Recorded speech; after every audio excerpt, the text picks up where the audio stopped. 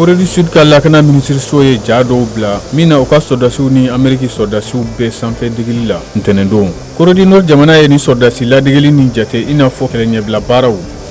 Amérique jamana ɲɛmɔgɔ Joe Biden kumana kosɛbɛ kalata hakɛ dili mɔgɔw ma a ka taama senfɛ Alabama mara la karidon. Nin kɛra san yɛlɛma dɔ hukumu kɔnɔ min senfɛ finitigiw ye taamakɛla dɔw gosi minnu tun bɛ ka taama ka ɲɛsin siya woloma ma Selma dugu kɔnɔ Alabama.